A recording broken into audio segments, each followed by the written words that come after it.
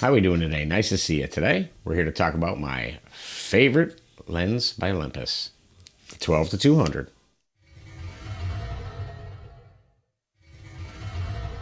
Love this thing. Stick around.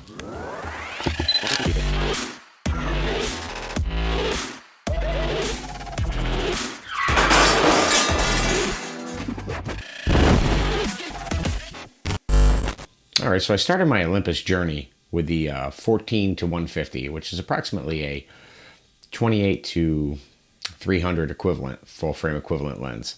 And it was great. I loved it.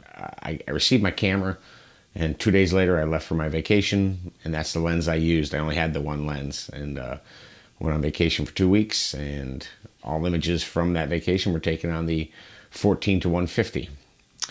So when I came home, I realized that I did want something with a little more reach, so I got the 75 to 300, which kind of filled the gap up for more telephoto stuff that I like to do with animals and stuff that you can't really get zoom with your feet to. So, and the 75 to 300 is a wonderful lens. Also has great image quality, light, easy to carry around.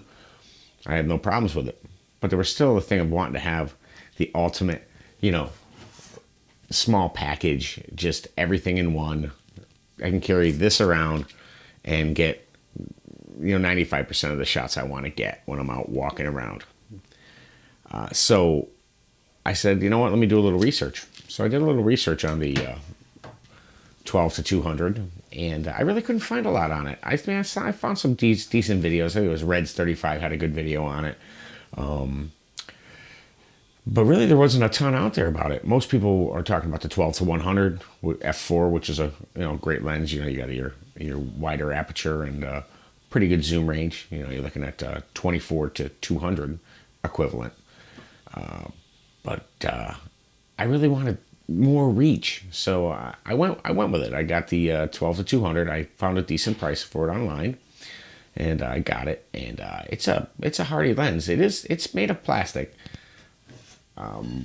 But it feels premium when you're holding your hands. It is a premium lens. It definitely has the Olympus look about it, like the 14 to 150.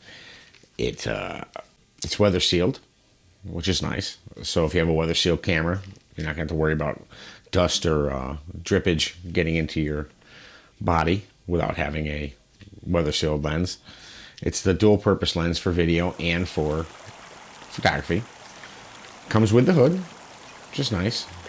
It's pretty smooth. The zoom feature on it overall is pretty smooth. You can hold a pretty good zoom to a certain point. But once you get to about 100, that 100 to 200 lump, you can feel it. You can feel when it's going from 100 to 200.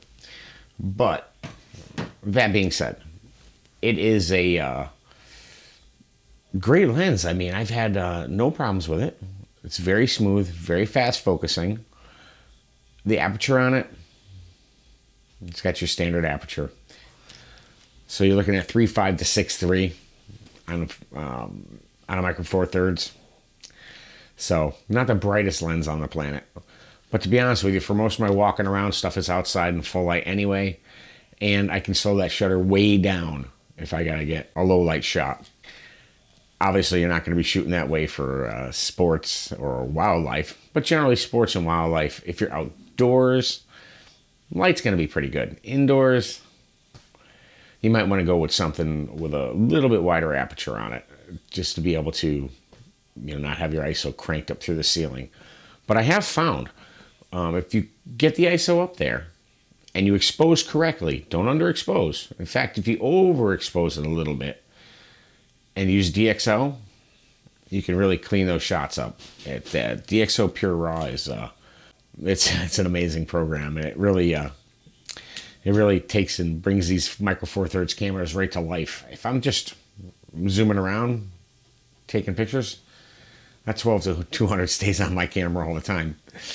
The problem with the 12 to 200 is you have such a wide range that the day you say, you know what, I'm just going to throw a prime on my camera. I'm going to head out and I'm going to do some shooting with a prime. I want to do it light, nice and small. you get out there and you start shooting, and there's always that shot that you're like, oh, had I had my 12 to 200, I would have got that, but going to have to live without that now because I didn't have the 12 to 200. So you kind of become dependent on it. And in that way, prime lenses really do help you, I think, as a photographer.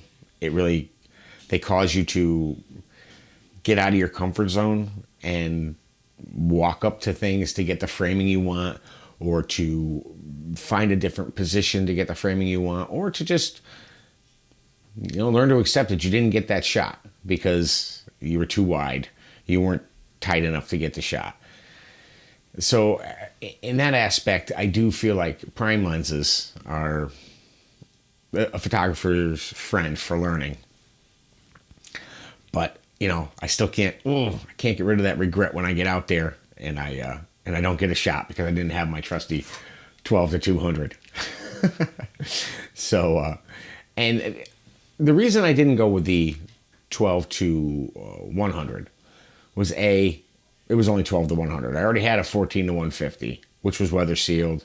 Obviously not as wide of an aperture as the 12 to 100, but the quality on it is really good. The 14 to 150, the image quality on it, the kit lens is great. The only kit lens I've used from Olympus that I didn't feel was really the greatest thing in the world is the 14 to 42. I got rid of it pretty quickly. I just wasn't happy with the image quality with it.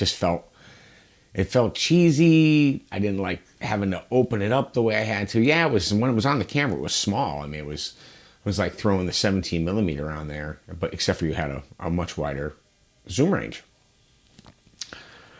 But I didn't like it. I got rid of it pretty quickly and went right back to my 14 to 150, and then upgraded to the 12 to 200. I also have obviously I have a 12 to 40 pro lens, but I always find myself again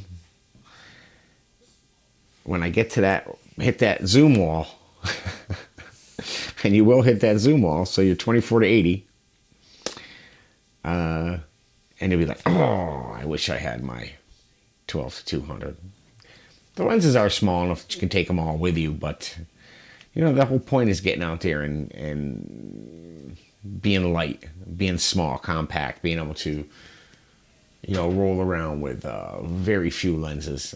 You can see up on the thing behind me, that little bag I have up on that little bag up on the back says Olympus on it. If I'm just going to take out a few different lenses, I'll generally take my EM5.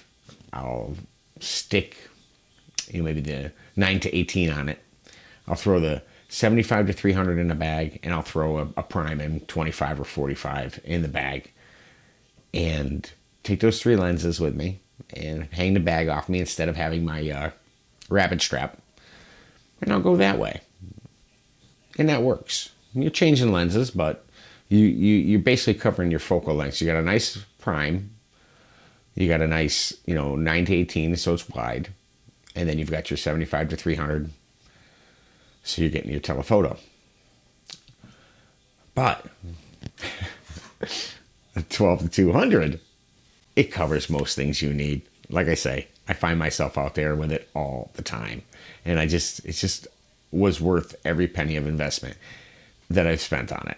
Not a super technical review, just my opinion, straightforward and honest. I would still totally use the 14 to 150 if I had it. I gave it to my mom. She's got an EM10 Mark III, and she uses the 14 to 150 on that one. So I keep my little 12 to 200 on there, and if I'm going to go out walking around, just general purpose, that's my lens. If I was going on vacation, when I went on vacation, I threw the 12 to 200 on there. I just came back from Key West a few months ago. We went at Christmas time. Well, Key West, the whole Keys area. And the 12 to 200 was my friend, So, anywho, if you're looking for a general all-purpose lens and you haven't seen much out there on the 12 to 200, you don't know if it's a decent lens, it is. I enjoy it. I'll create a little album on Flickr. I'll put a link in the description below, plus the photos you've seen throughout this video. Make your judgment whether it's something you want to go. Can you live without the 100% image quality you're going to get from, say, a 12 to 100 Pro lens or a 12 to 40 Pro lens? If I was doing portraits or a wedding or something, this would not be my choice. But this is my choice for just everyday photography. When I'm out there getting a shot, I'm very happy with it. So anyway, as usual, any questions, throw them in the comment section below. And yeah, I think that's it. 12 to 200 Olympus. Boom. And we'll see you next time.